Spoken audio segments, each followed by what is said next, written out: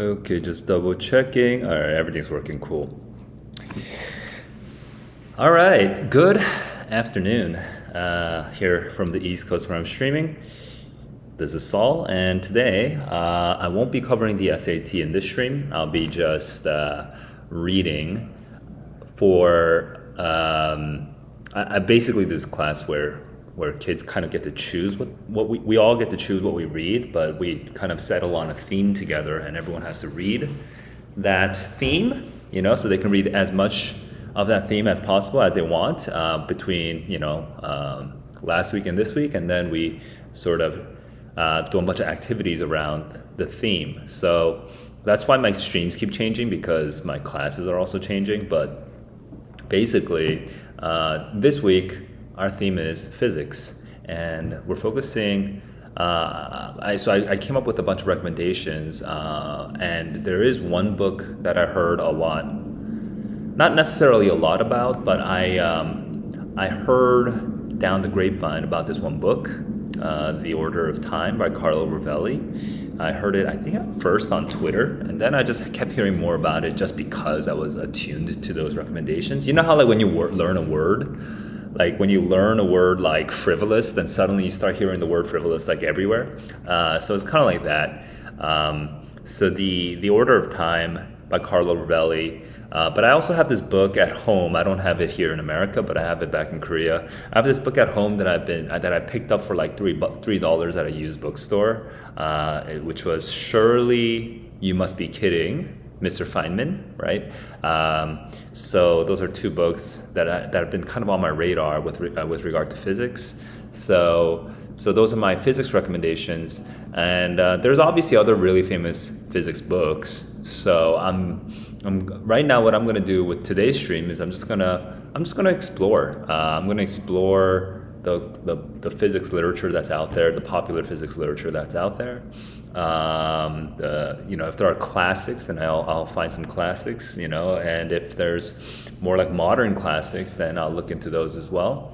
And so maybe the stream will be like an hour to 2 hours, somewhere between, like somewhere there, and kind of you'll just watch. Like, if you are watching this at some point, you'll just sort of see what it's like for a person to find something that he's interested in reading it, and then actually reacting to it. So that's kind of the idea of this stream. It's also fairly experimental. What I'm doing here. So I don't know how interesting this content is for other people, but we'll see. Let's see what works.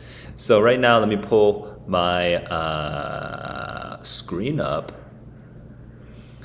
So this is my Kindle right now. I'm not reading much on physics right now, although The Verge is really. I'm reading The Verge, which is really fun. It's fun at times. I just read the Martin Luther chapter. That was really fun. Today, though, none of this is what I should be looking at. So let me flip the screen to. Okay, there we go. Google. All right, and now what am I looking for? I'm looking for. Oh, right, Carlo Rivelli. Yeah, I want to start with the first recommendation that I recall, and I've already sort of looked up Carlo Rivelli. God and physics being better than LSD. How fun! I do not believe in God, since you ask explicitly. Right, this person discusses matters beyond science. And one of the things that's kind of mentioned about Carlo Rivelli pretty frequently is that when he writes in a sort of poetic way. Oh, he has a Twitter? Okay, let me creep his Twitter a little bit. So I'm already pretty much excited to read Carlo Rivelli. Look at the people that follows him.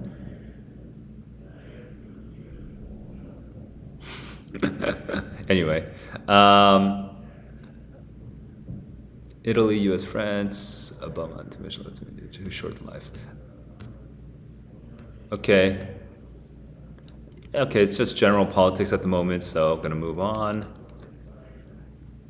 theoretical physics and writer who was writing Italy. Quantum gravity, loop quantum gravity theory. Oh, that's kind of, I've never heard of this in my life. Okay. 7 brief lessons on physics, 41 languages. Oh, so this is the most popular one. It's funny because the one I've heard more of is, so these are his scientific works, but the popular one, the one I know more about is The Order of Time. But let's look at both of those because I'm kind of interested. Let me just also double check that you can actually see my screen. Yeah, you can.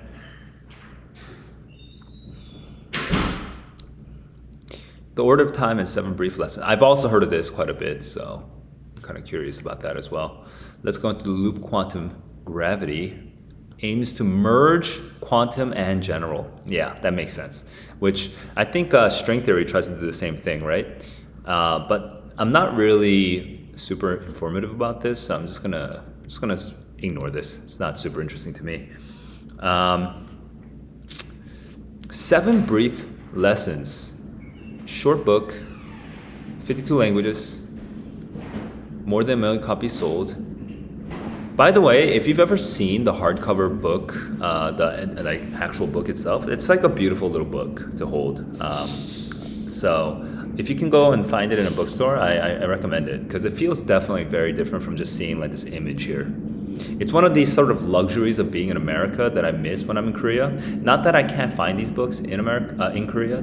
Usually you can. It's just that it's so much harder because most books are in Korean, naturally, in Korea. So, and I'm an English reader. I do speak Korean. I do read and write Korean, but I'm an English reader. So it's good to have these books.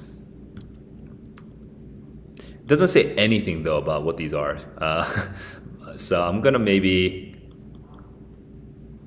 but it condenses the revelations of post-Newtonian physics. Maybe this is a better one for high school students. I'm just thinking about this. Yeah. This might be a better one on, that actually sounds like it'd be really fun. Actually, I want to kind of read that. Let me go into Amazon. How come it's not, my search doesn't work? Okay, well, whatever. 7 brief lessons. And you know what I want to do? I want to go into the samples here. Okay, let's go find the sample. Yeah, so now I have that in my Kindle. Okay, so I want to read a chapter there, or like a couple pages at least. The Order of Time has a much shorter Wikipedia page. Warped Time. Okay. Oh, Benedict Cumberbatch read this? So random, but cool. All right, maybe I'll, you know what? I mean, might as well stick Order of. I actually really do want to read Carlo Rivelli, so I think I'm gonna actually just before I even move on to other books. I'm already motivated enough to read this because physics is just so cool, man. Physics is so cool.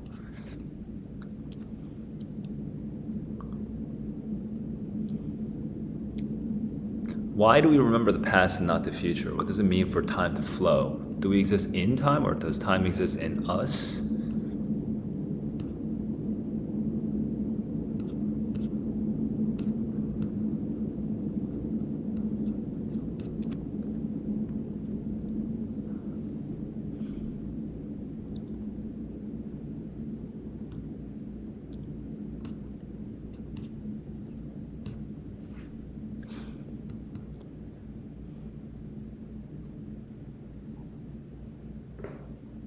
Okay.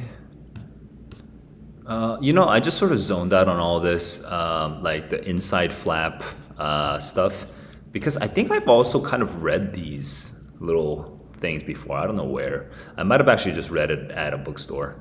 Rovelli is a time denier. Interesting. Anyway, I'm not going to get into that, but basically, apparently, Rovelli thinks time doesn't exist, according to this one guy. Where's my sample? Okay, here we go. So I have The Order of Time. I'm actually more excited about the 7 brief lessons, just because I think that might just give me, as somebody who's like a very much a lay person, I might find it more interesting. So, God and physics better than LSD. I don't think anyone knows where the universe came from. I think we just have to accept that. That's kind of mystical for a scientist, right? Leading physicist and author Carlo Rivelli is back with a new book, The Order of Time, Quantum Gravity, trying to unify. Now, people keep saying this, so I might as well make a comment about what that means, at least to me, as a informed layperson. General relativity and quantum mechanics are theories that apply to 2 different domains. General relativity applies to extremely large things, extremely fast things, space, light, time, and this is what Einstein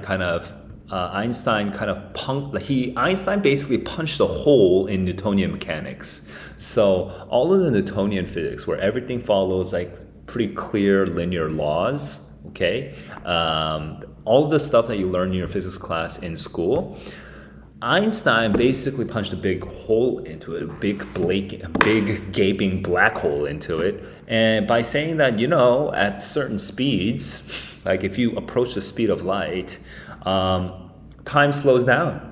And so all of your equations get screwed. Every Newtonian equation we have is just an approximation. They're not actually absolutely true. Things all get warped depending on point of view and speed of light, and I don't know, stuff like that. I don't fully understand.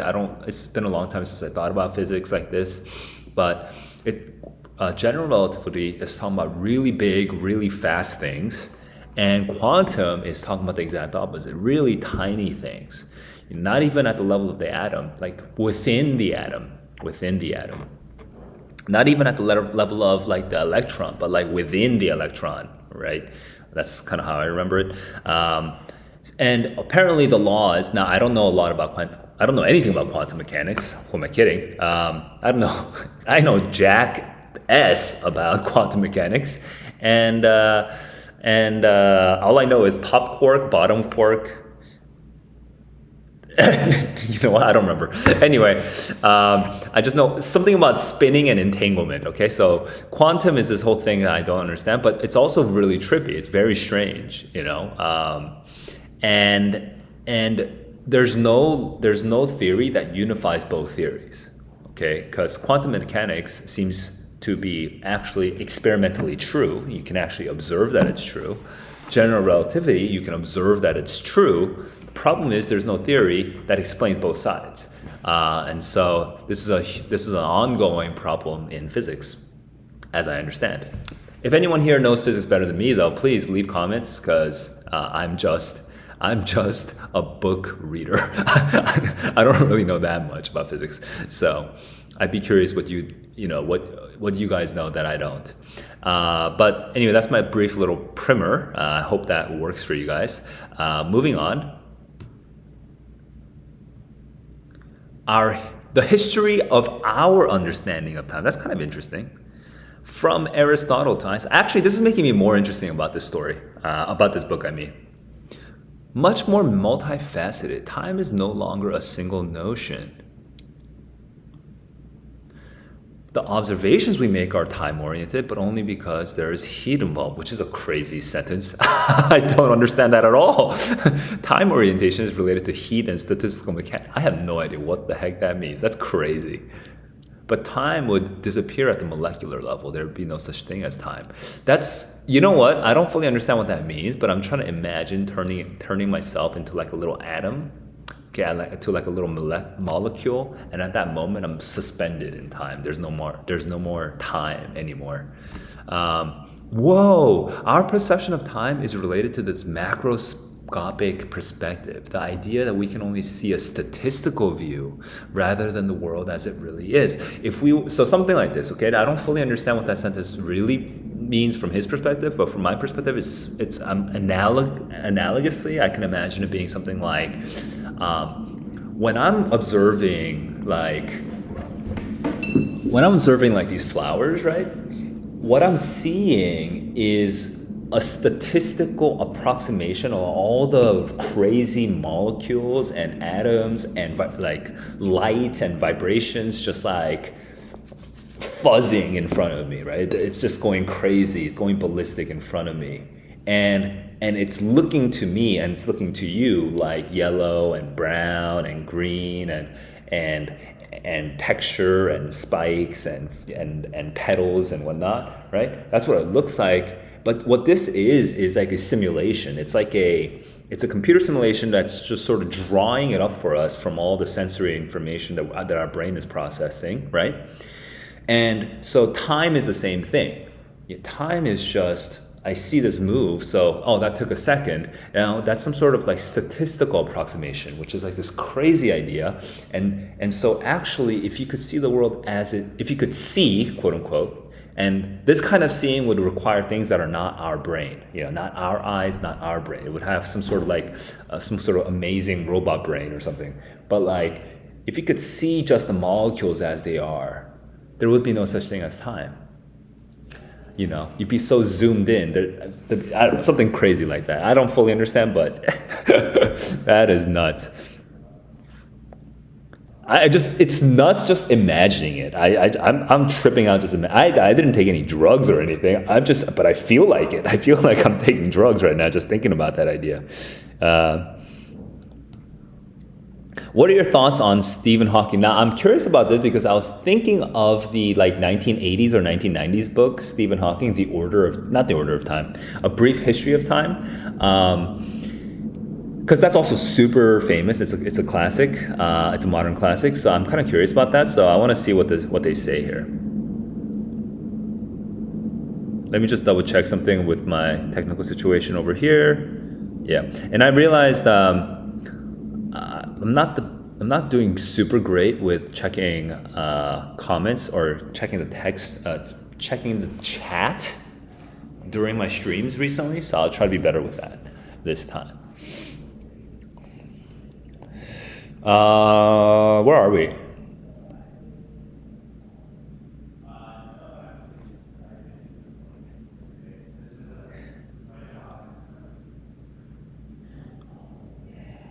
The press has presented him as a new Newton or Galileo, which he was not.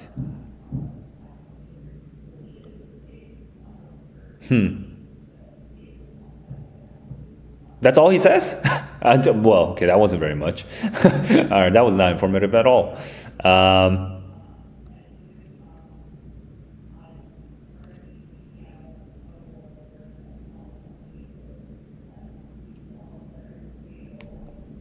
How did he get into physics?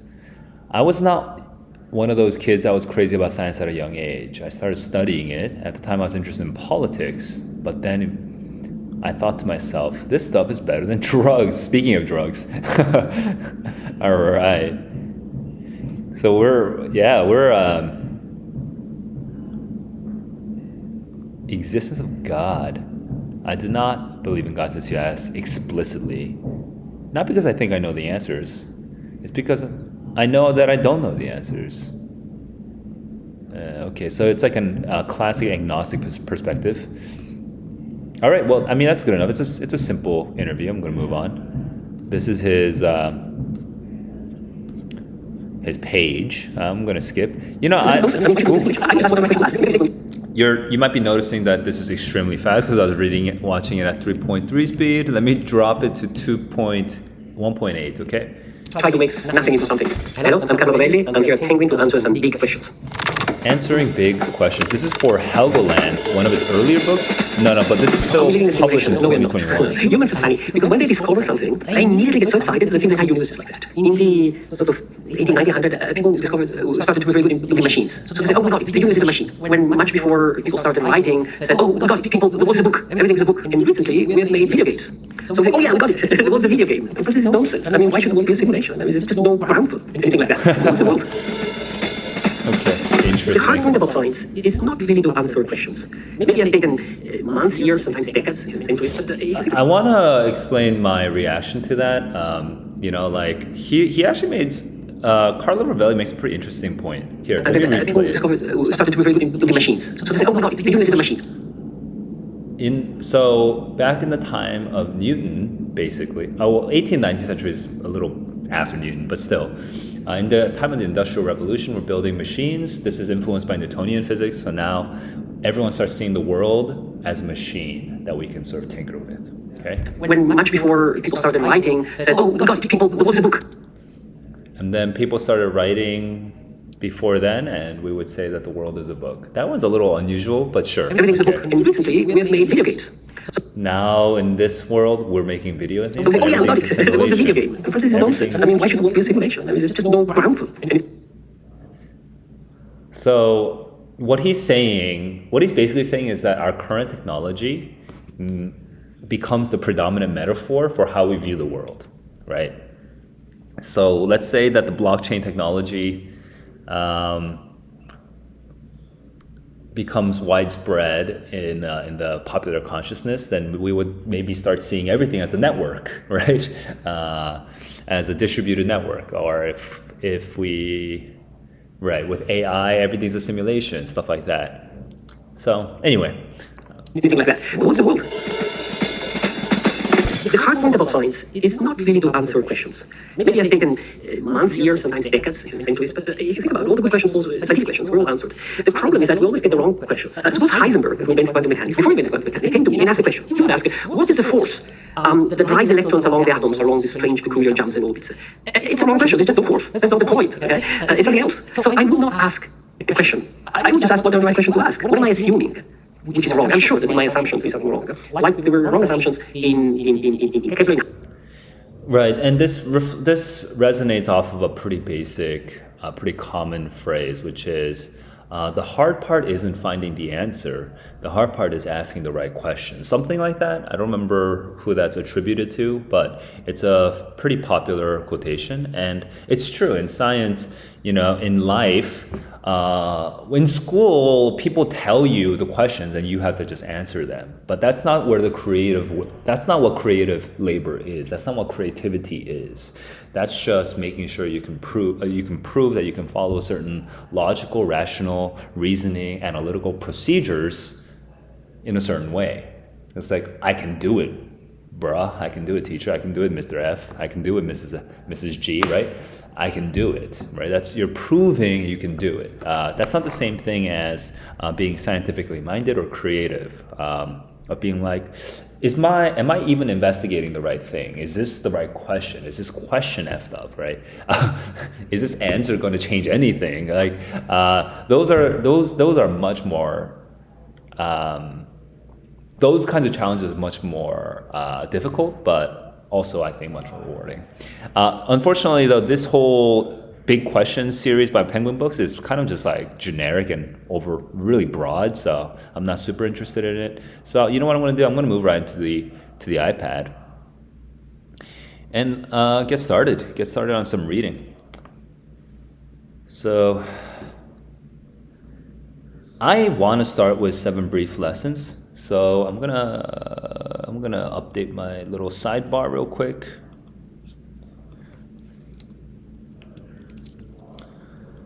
Seven brief lessons on physics.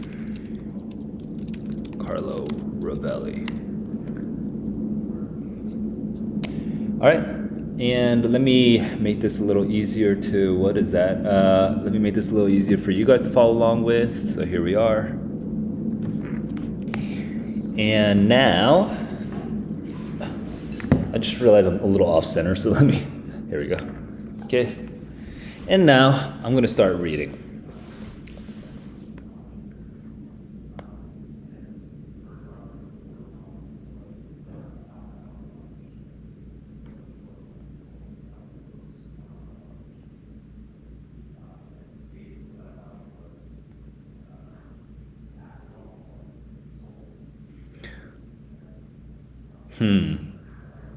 So we get general relativity, then we get quantum, mechanics. Then we get the cosmos, the universe itself. Then we get elementary particles, which feels very the cosmos feels like general relativity to me, and elementary particles feels very like quantum mechanics to me. But I don't know how that works. The fifth, it has to do with quantum gravity. And then probability and the heat of black holes. Oh, this maybe is connected to that whole observation about temperature and time, which is super interesting. And you know what I want to do actually? I actually want to buy the book and go to that chapter, to 6. I'm kind of curious about that. But then again, on the flip side, I have seen a lot of good, like I've already seen some reviews for this book, or maybe not for this book, but I've seen reviews for Carlo Rivelli generally. And they all say that he writes in this beautiful, lyrical, accessible prose. And so maybe I should just trust his ordering and just start with chapter 1. So let's go with it.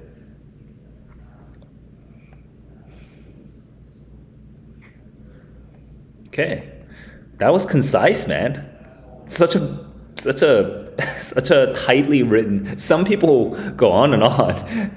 Very tightly written. Let's go. The most beautiful of theories. Oh, okay, I'm excited. I've been looking forward to reading a little bit of this for a while.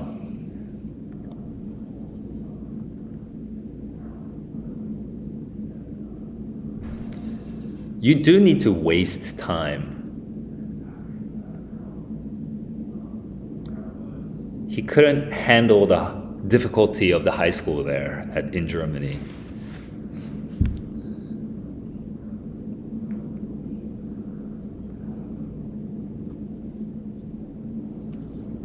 He was reading Kant. He was attending random lectures at the university. He was not even a student there. It's I want to say something. This is just my life, but I basically, not as a high schooler, but I basically did the same. Actually, even as a high schooler, I would just go to UNLV in Las Vegas, but not to take lectures. That wasn't. I don't know. I didn't have the balls to do that.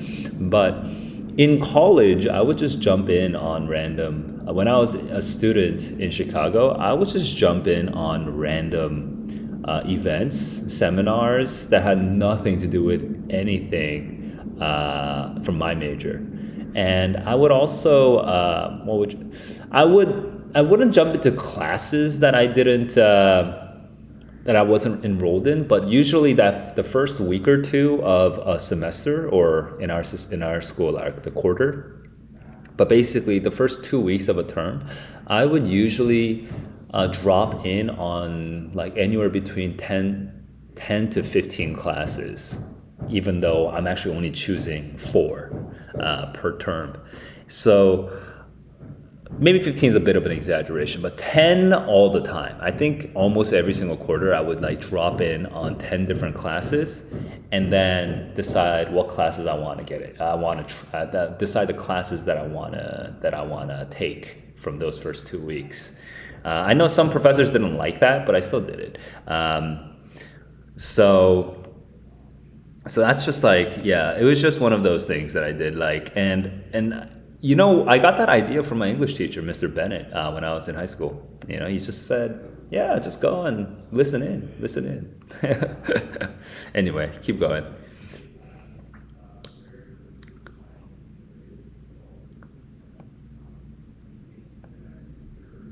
Atoms really exist.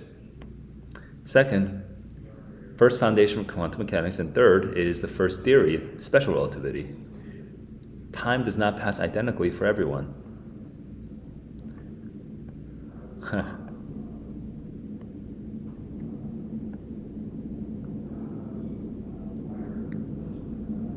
His theory of relativity did not fit with what we knew about gravity.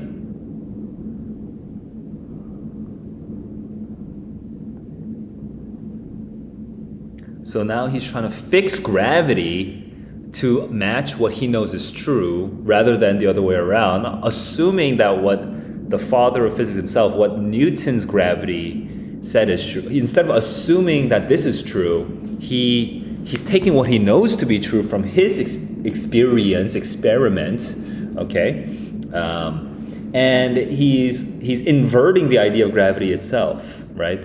This is when the student surpasses the master. Okay, so he immerses himself 10 years, and finally he prints the general theory of relativity, the most beautiful of theories, according to the Russian physicist Lev Landau. There are masterpieces.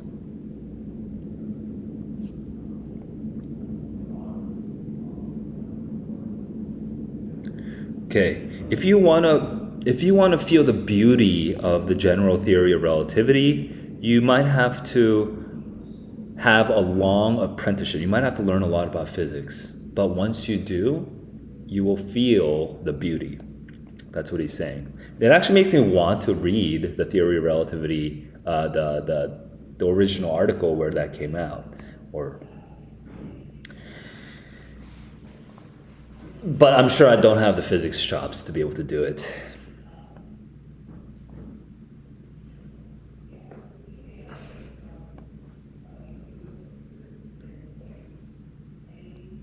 Undistracted by schooling, one studies best during vacations. That's the mentality I really wish I could just share that with everyone, every student that I come with. Dude, you learn so much when you're not forced to learn, and you just do it because you're curious.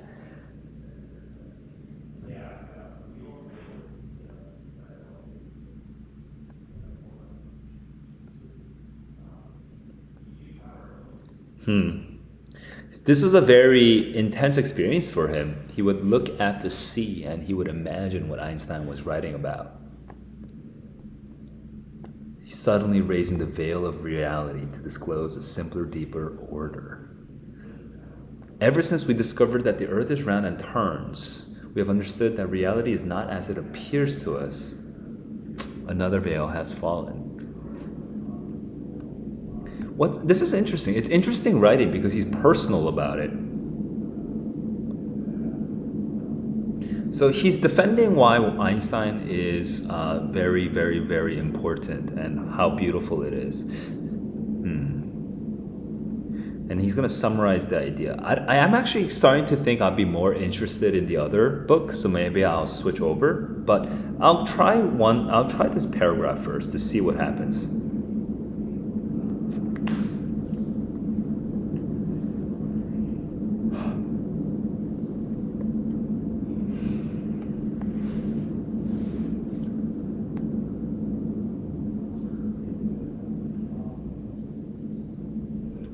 So in Newton's world, there is something called gravity, and then there is force, and there is space, and things move through space thanks to this force.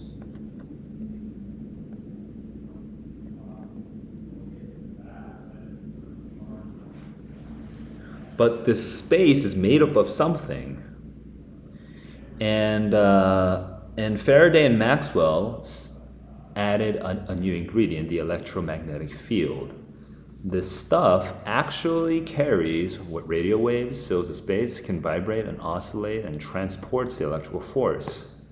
He was fascinated by the electromagnetic field, and he soon came to understand that gravity must be conveyed by a field as well. So it's not just a force, it's a field.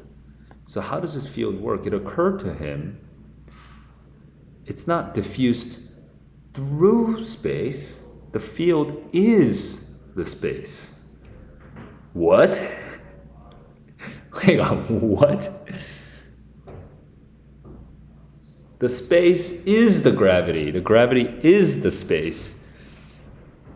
Space is just gravity? Like, I'm trying to understand. What? What does that mean? Okay, this is the idea of the general theory of relativity. The space and the field are the same. So if you and I are separated by space, far away, wherever you are in the world, we have this gravity that's just pulling at each other. I don't know. It's kind of romantic. Here we go. It's a moment of enlightenment. Space is no longer distinct from matter. Now it is material. It flexes, twists, right? Because gravitational field has properties, physical properties. So gravity, right, that's kind of crazy. So space itself is physical, is basically what it's saying. Space is a field. It's like electricity. Huh. You know, what a crazy... I'm so glad I went on and read that paragraph, because I'm shocked that I didn't even know that. I'm shocked that I didn't know that, because I thought I would at least know some basics, but that is such a crazy way of saying it. And I don't think maybe I have heard it said that way, but I just don't remember. Whoa, you know? Whoa.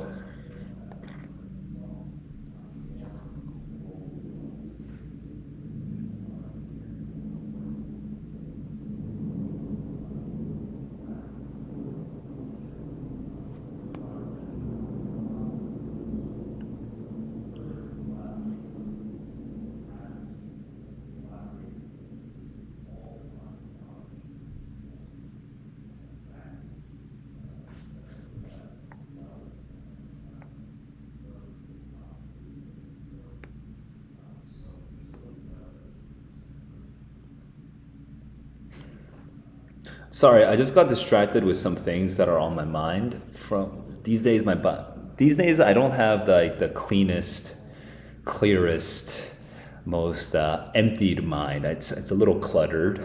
So a lot of things are going on right now with me. So I'm finding it a little harder to read. But let me focus, okay?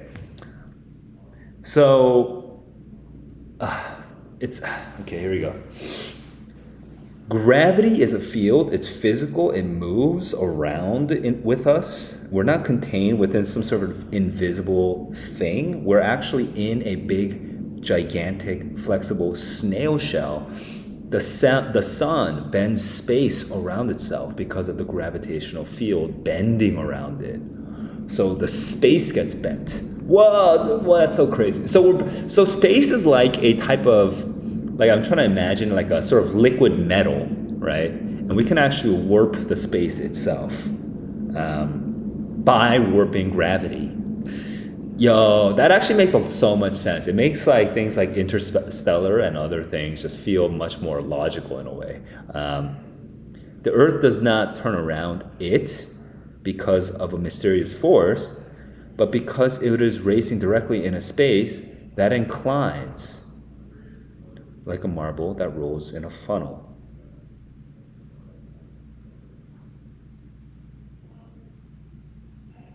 Don't fully understand that sentence, but moving on. There are no mysterious forces generated at the center of the funnel. Okay. Like, I get it, but I also don't get it, but sure. How can we describe this curvature of space? Gauss, the prince of mathematicians, had written mathematical formulas to describe two-dimensional curvilinear surfaces. So like hills. Then he asked the gifted student to generalize to encompass spaces in 3 or more dimensions, not just 2. So Gauss asked Riemann to do this. And Riemann produced what seemed like garbage. This specific mathematical number, which we now know, an object, which I think is a number, as Riemann's curvature. And Einstein said that R is the same as the energy of matter. That is, space curves where there is matter. That means the curvature of space is equal to the energy of matter. Okay.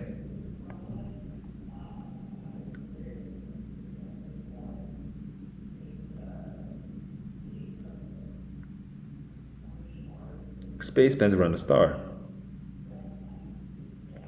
Because space bends around a star, not only planets orbit around the star, but light stops moving in a straight line and deviates. So the sun causes light to deviate. And we verified this in 1919. Space is not the only thing that curves, time also curves.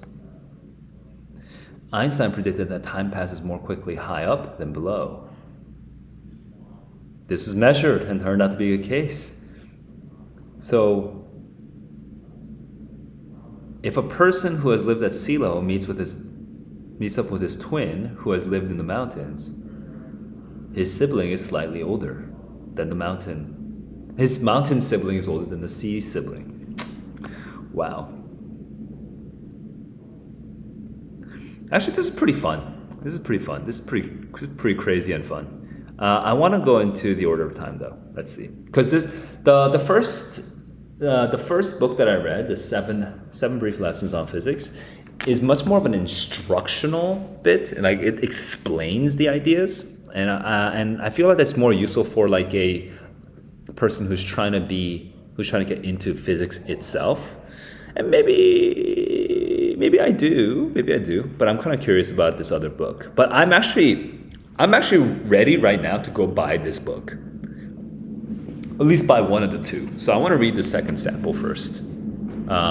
So let's try. Let me update this, the order of time.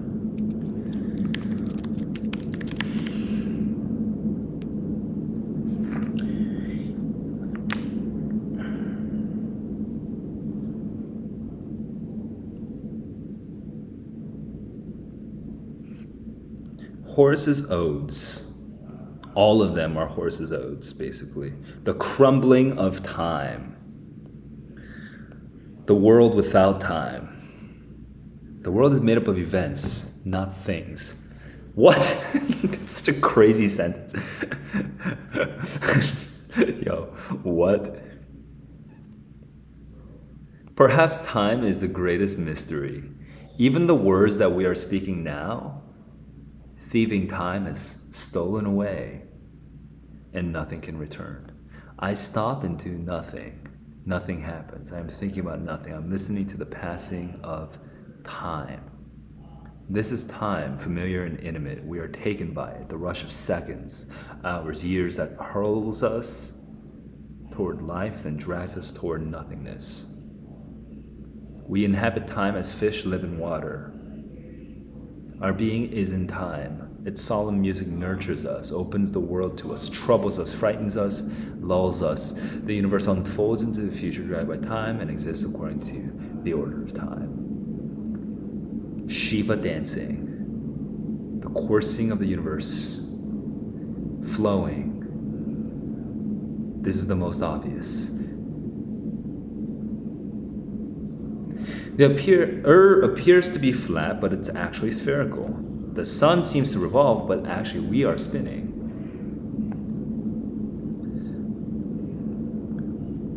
And time doesn't flow. Time doesn't flow. We don't know how time works.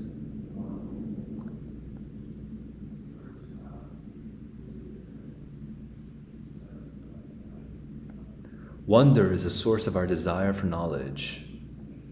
And that's true. I think we need more wonder in our lives. And the discovery that time is not what we thought opens up 1,000 questions. Why do we remember the past, not the future? Do we exist in time, or does time exist in us? Does time pass?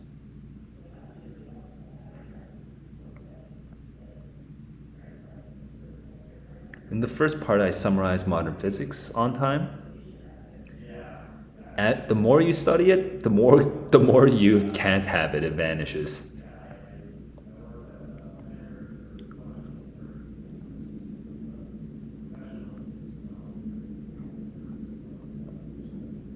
One after another, the characteristic features of time have proved to be approximations, mistakes determined by our perspectives. Just like the flatness of the earth, the revolving of the sun, the growth of our knowledge has led to a slow disintegration of our notion of time, what we call time. The more we learn, the weaker our notion of time becomes. It becomes very complicated. Our idea of time is crumbling, which is crazy.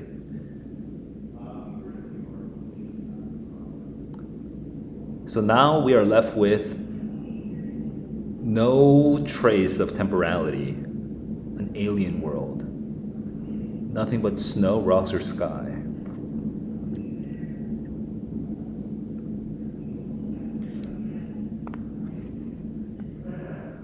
We're trying to understand a world without time.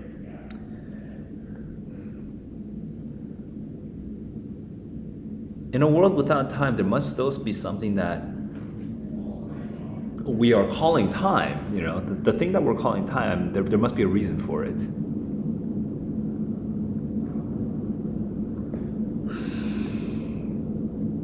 So we're gonna break down time. We're gonna explain why time has been stripped away to like nothingness.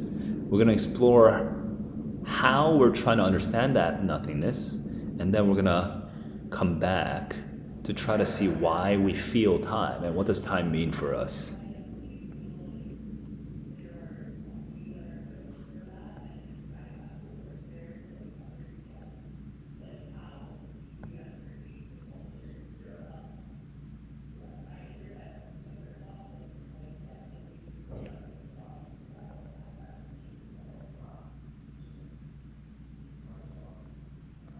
That's the introduction.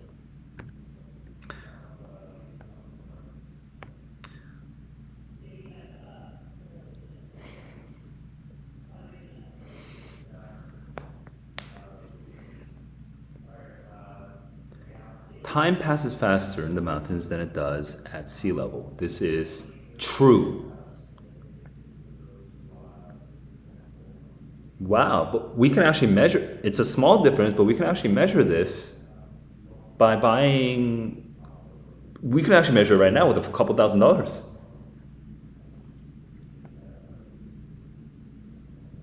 And if you have really expensive equipment, then you can even tell differences of time when like a few centimeters apart, like from here and here, time is traveling differently. So if your face is aging, you should start doing handstanding. You should just walk around on your hands all the time. I'm kidding. Obviously, you'd mess up your whole body.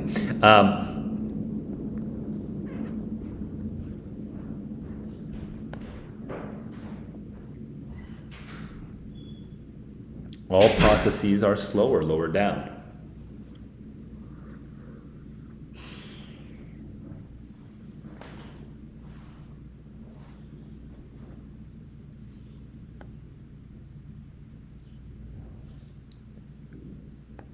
Oh.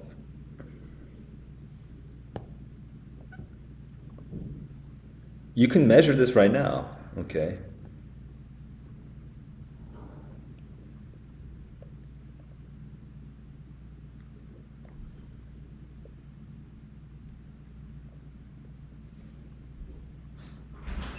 Anaximander understood that the sky continues beneath our feet long before ships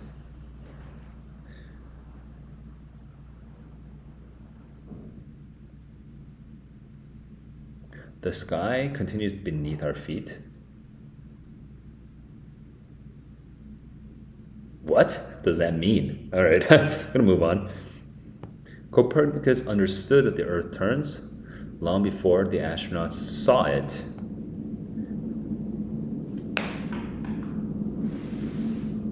Einstein understood this before we actually could measure it.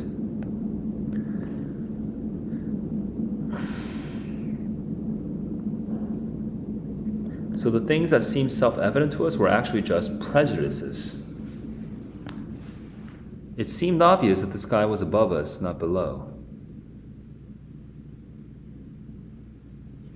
Oh, before they circumnavigated the Earth. I see. It's below us in the sense that the world is round. Okay.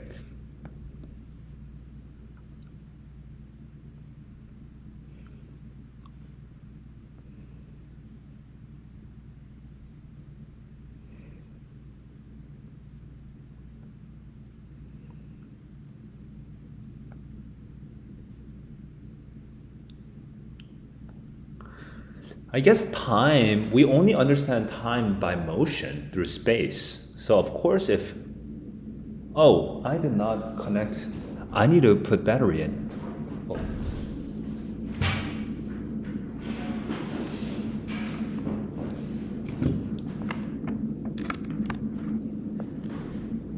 That would have been embarrassing if my computer turned off during the stream. Okay, well, I'm moving on.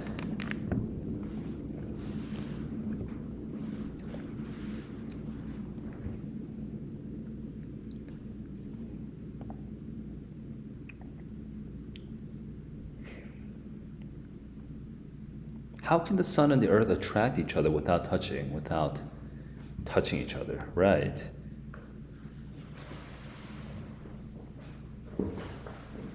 That actually makes a lot of sense now. It's crazy, but I can actually imagine how time is faster or slower because space is bendable, and if space moves around at different speeds, then our movement through space, right, also can be affected, and that would affect time.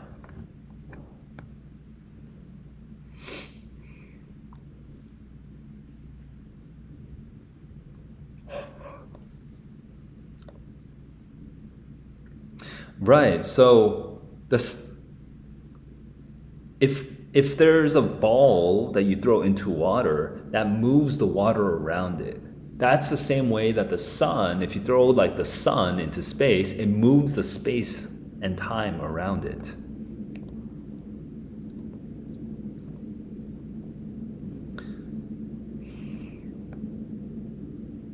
So then there's like this sort of ripple.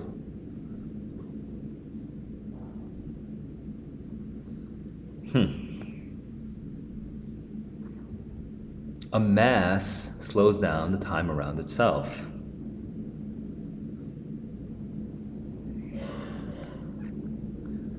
So it slows down the time around itself.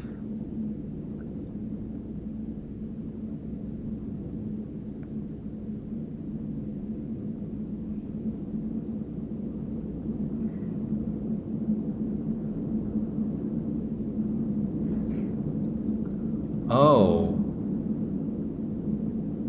So falling is you're falling from a state where time moves faster to where time moves slower. That's what gravity is. That's a little trippy.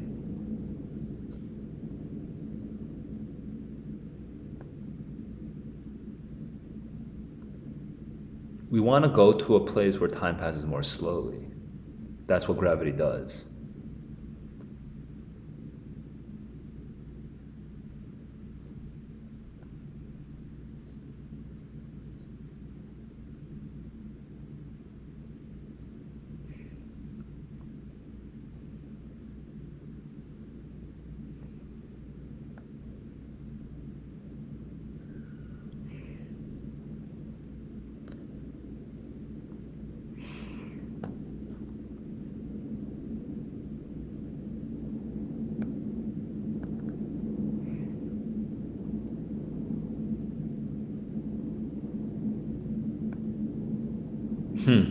Anaximander. What an interesting... I've never heard of this guy. It's very interesting.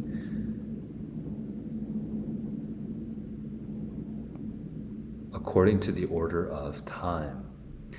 Kata, tain, to, chrono. I'm trying to remember my old ancient Greek. Shiv? Toxin? I don't remember. I don't know how to pronounce that. Chrono. So we have time.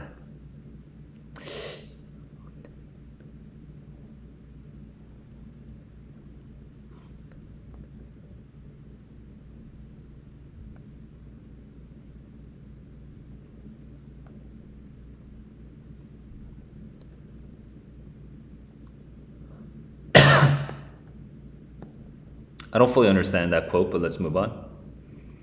In antiquity, they described the movement of stars in time. The equations of physics describes how things change in time. From the equations of Newton, which established the foundation of mechanics, to those of Maxwell for electromagnetic phenomena, from Schrodinger's equation describing how quantum phenomena evolve, to those of quantum field theory, the whole of our physics and science in general is about how things develop according to the order of time. And we've called this T. But what does this T stand for? It stands for the number measured by a clock. The equations tell us how things change as the time measured by a clock passes. But what if different clocks mark different times?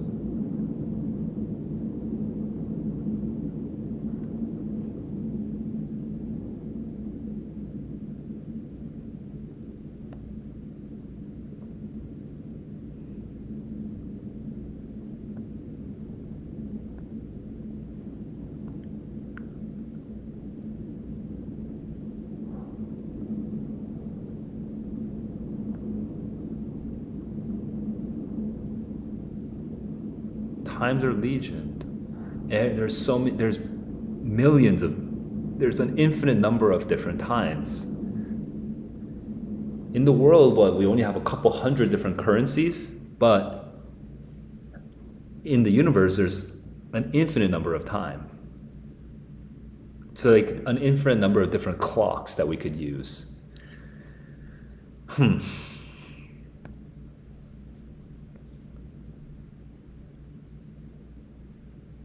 Proper time.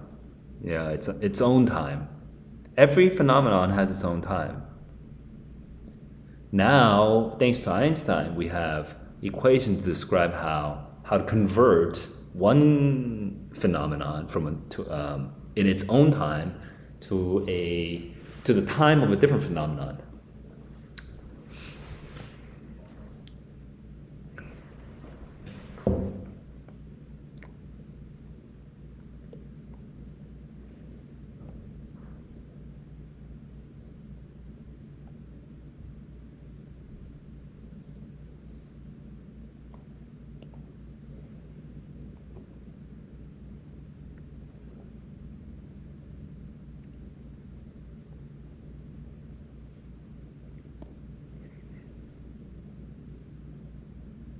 Physics does not describe how things evolve in time anymore. Now it's how they evolve in their own times and how times evolve relative to each other. That's so trippy.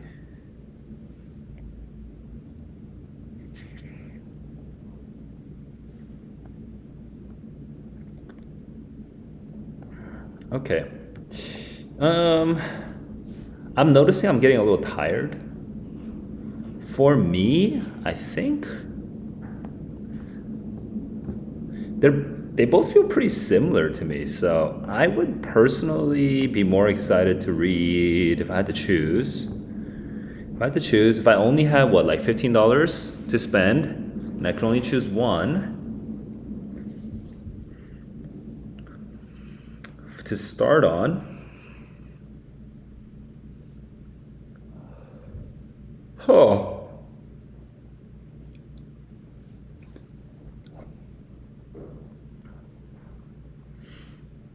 I don't know. I don't know. I'm down with honestly either. So maybe I'll just do rock, paper, scissors with myself. But before I finish, I want to read at least one more sample, I want to read a little bit more because there's at least one more book. And this is not about time. It's not about anything scientific. It's actually more what would you call it? Oh, cool. So the Feynman lectures is actually about physics itself, but I won't get into that. I want to know about him, and he has an autobiographical book called. Hang on, let me see this. Feynman also became known through his autobiographical books. Surely you're joking, Mr. Feynman. And that's the one I have. at home. There's also the Feynman lectures, and then there's plenty of room at the bottom. I don't know what this is actually, but this is nanotechnology. Interesting.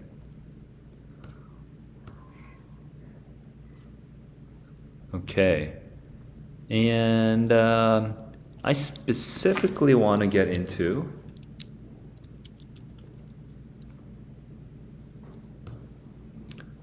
Feynman's tips on physics, the meaning of it all.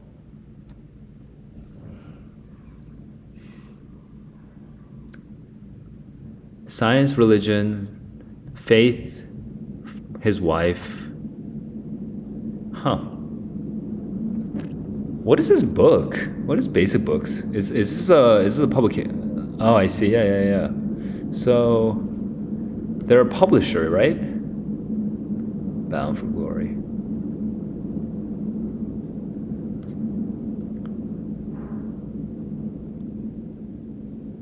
Okay.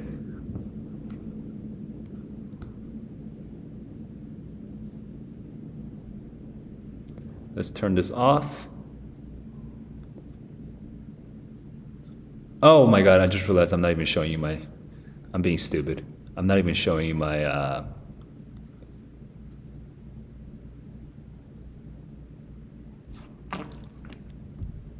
I apologize. I always do this. When I don't have like a monitor, like right now I don't have a monitor, like I always forget. It's like hard for me to notice when I'm not showing you the right page. So sorry about that. Basically, just to show you what I was doing. Okay. That's in my own voice. Okay. What I was doing was I was looking at Richard Feynman books. Okay. And basically, I looked at this and this. Okay. I was just looking at these two. Okay. And now I'm looking. I was kind of going through this. And I don't want to go with specific physics tips, but this kind of seems interesting actually. This is letters. That's kind of. These are interviews. So, maybe I'll look at what this is. Okay, the meaning of it all. But I've never heard of this book before, and I don't think it's as acclaimed. So. Science and Society.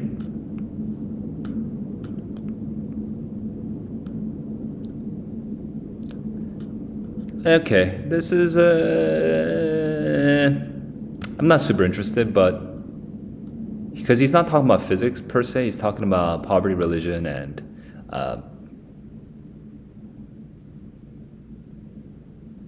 sort of unscientific thinking. So I'm not, that's more of a social criticism. So I don't want to get into that right now. Yeah, but surely you're joking, Mr. Feynman. You know, I've already heard about this, that, you know, it's basically him just fooling around. So he has a bunch of stories, a bunch of anecdotes, right? And I kind of want to, I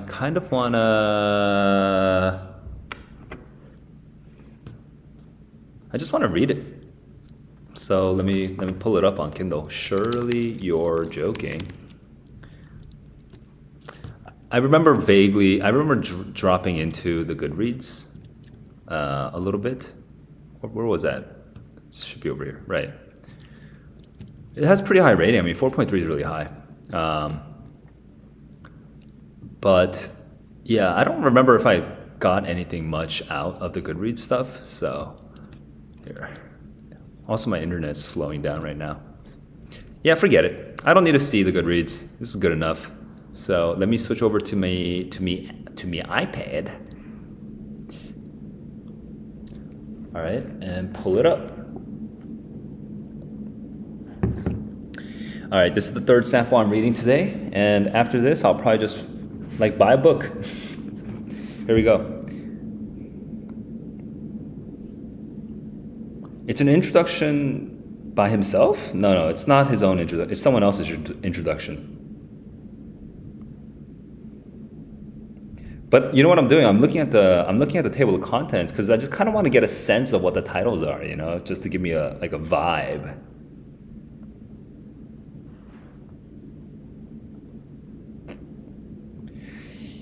This gives me this. It gives me like a sort of. It gives me a vibe that's kind of similar to me from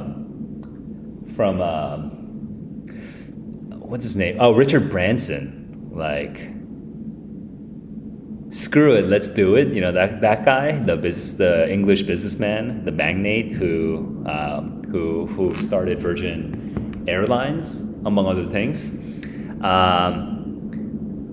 Screw it, let's do it, right? Or that's kind of his like catchphrase or something like that. And so, surely you're joking, Mr. Feynman. This sort of irreverent guy who sort of like messes around with conventions. So that's the vibe I'm getting right now just by scanning this table of contents.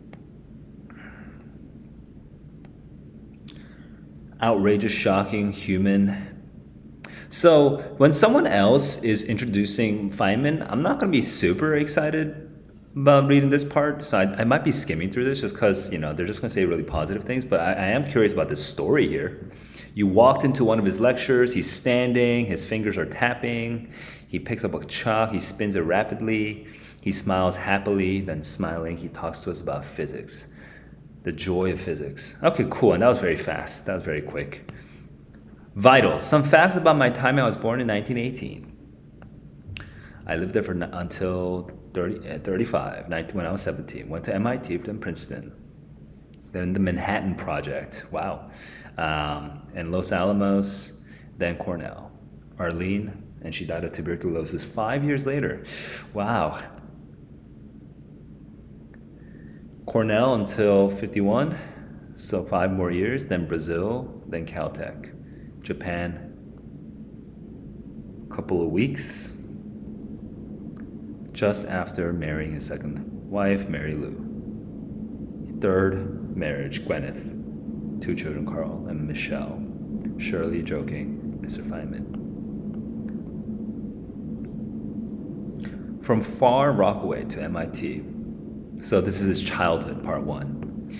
He fixes radios. I think when I was 11 or 12, I set up a lab in my house and consisted of an old wooden packing box that I put shelves in. I had a heater and I'd put in fat and cook French fried potatoes all the time. I also had a storage battery and a lamp bank. To build a lamp bank, I went down to the 5 and 10 and got some sockets.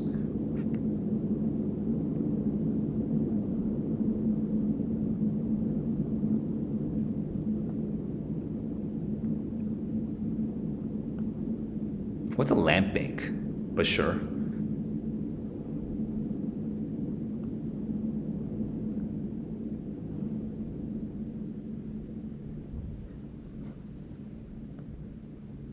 What he didn't know is that the resistance depends on the temperature, so the results weren't the same, but sure, the bulbs would glow, very pretty.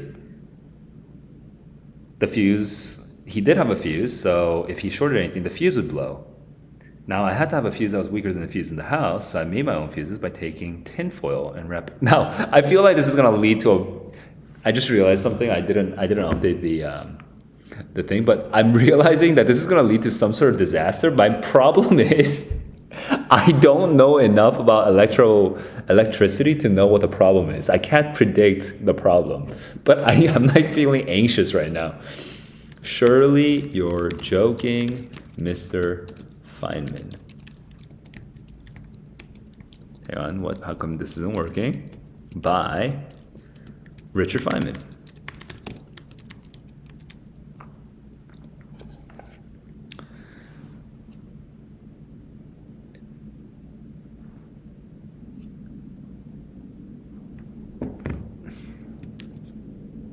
Oops.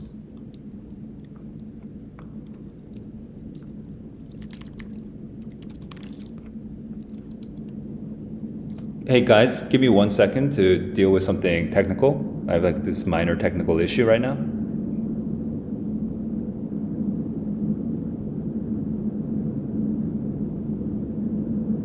Okay, minor technical issue, and I'm back. Okay. So I'm reading Surely You're Joking, Mr. Feynman. Here we go.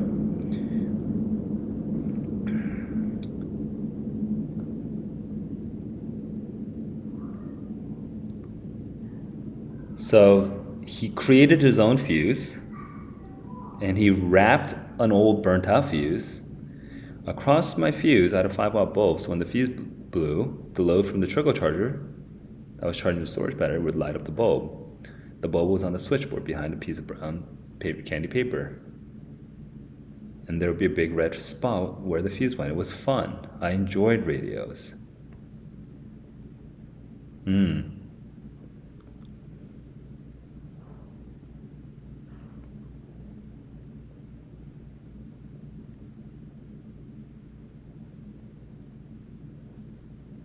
He made a burglar alarm. So nothing bad happened.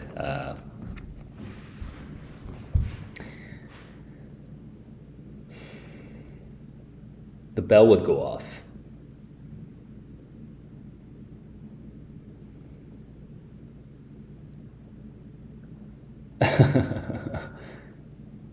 It worked. Okay, I had a Ford coil.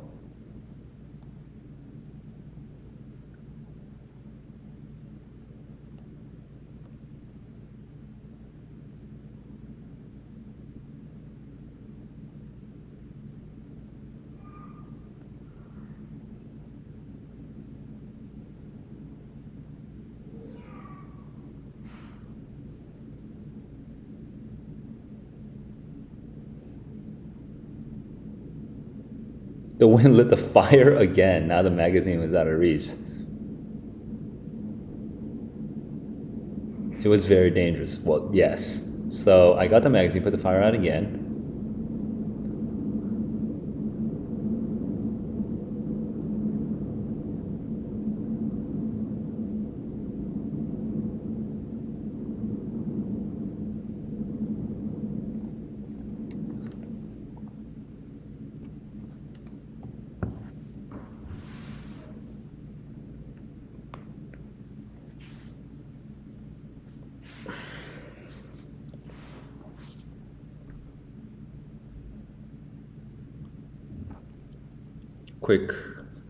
Quick check, real quick. Okay. I'm reading again.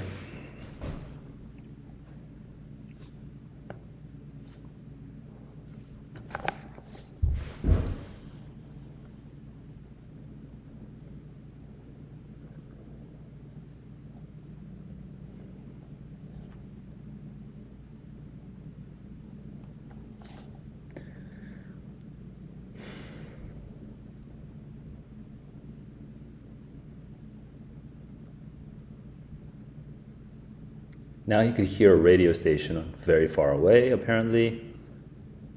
The Eno Crime Club. Eno effervescent salts? I have no idea. Carried the program up in my lab in Schenectady. 1 hour before it came out in New York.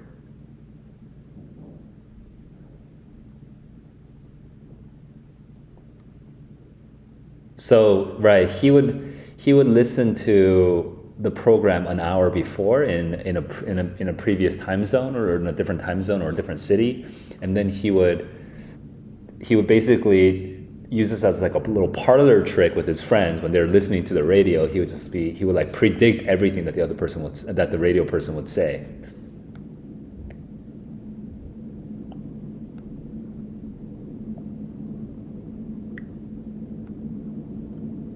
Schenectady, right.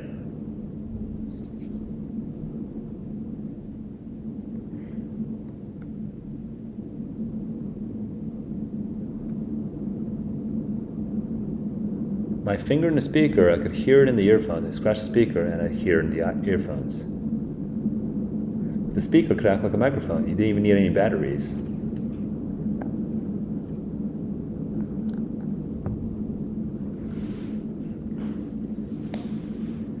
Huh, interesting. I didn't know that was true. But I think it was the type of telephone he originally used.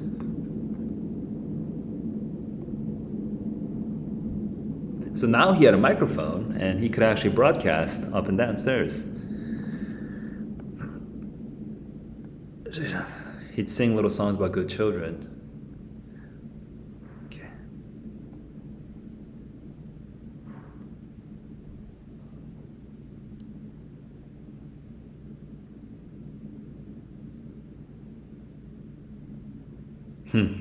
That's charming.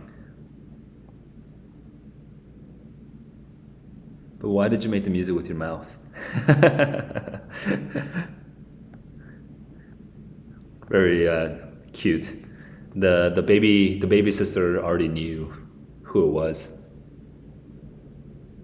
Mister, are you Richard Feynman? Yes, this is a hotel. We don't have a radio that doesn't work and would like it repaired. But I'm only a little boy. I don't know how. Yes, we know that. We would like you to come over anyway. It was a hotel that my aunt was running. That's so cute. A big screwdriver. Okay, so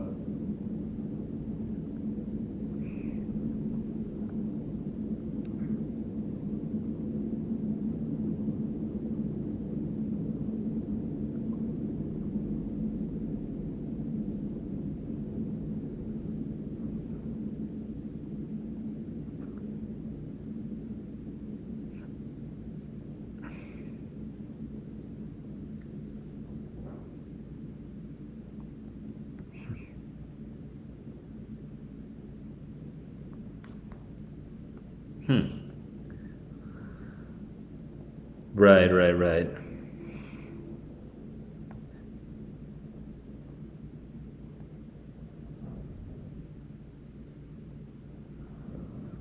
They didn't have any money to fix their radio, so they'd hear about this kid who would fix their radios for them.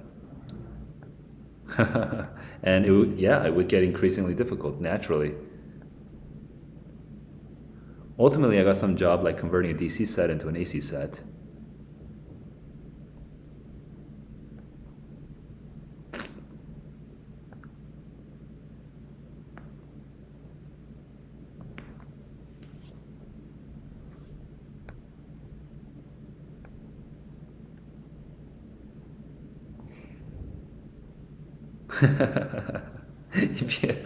Okay. So that makes a little noise. I went over to Ray and turned it on, a little noise. No wonder he couldn't stand it, the roar and wobble. How can that happen? I started walking back and forth.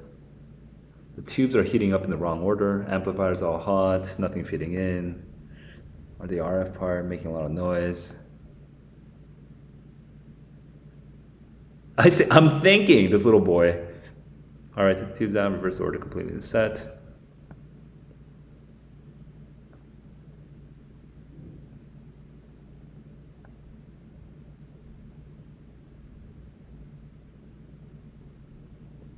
When a person has been negative to you and then you do something like that, they're usually 100% the other way.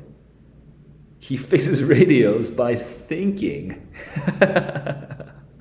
He never thought that was possible. Dude, that's such an amazing sentence. I effing love that sentence.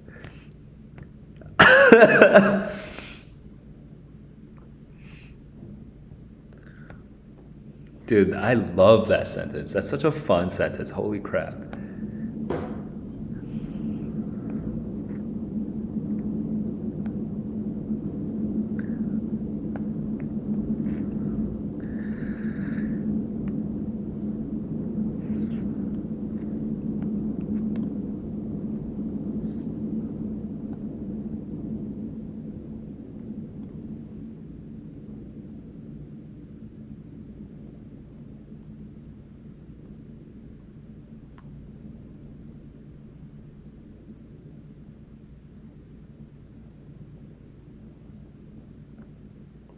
Oh, dude. Okay. What I'm noticing right now about myself, it's been an hour and a half since I started streaming. And honestly, that's about enough reading for me. I enjoyed my reading today. I had like 2 really powerful moments. Right now, I just had this it's honestly just listening to Mr. Feynman, Richard Feynman, talk about his childhood of him just tinkering, and it gives me a little bit of inspiration. I just feel good like listening to that story, and then this guy who's like sort of like nagging him or like nagging on him, right? And this little boy goes, "I'm thinking," right? That's such a cute and interesting story, because we don't really give children a lot of credit in today's society, in society in general. We don't give them a lot of credit, but he's such a precocious little boy, and yeah, it just reminds me of a lot of things. And then the other really big moment was when I realized that space is like this fluid metal, that just like is binding all of us together, and gravity is that space. That was such a trip. And Carlo Rivelli said it so well. So those are really, I think in the last hour and a half, those are two really powerful moments that I had. It was really worth it. So, and I'm feeling hungry and I'm done now. I'm pooped out. So I'm gonna wrap up the stream today. That's as far as I can get. But hey guys, I'm thinking actually I'll be doing these sort of reading streams like every weekday from Monday to Friday. Tentatively, I'm thinking like 10 a.m. Monday through Friday in Eastern time. So these are not my popular streams. My more popular streams are like SAT and whatnot. But if you want to kind of read along with me, and if you also want to sort of join me in reading things or like recommend me things to read, I think that'd be pretty dope. I know this kind of thing doesn't really exist. I saw some people doing readings on Twitch. I haven't actually watched their streams yet. The time when I was there, the times didn't really work out. But yeah, I'm kind of curious, like, if this is actually interesting at all. So if it is, join me and let me know what you think. All right, guys. I know all of you. You're all in different stations in your life. Many of your students, and you have very busy schedules. Hey, I'm rooting for you. Good luck.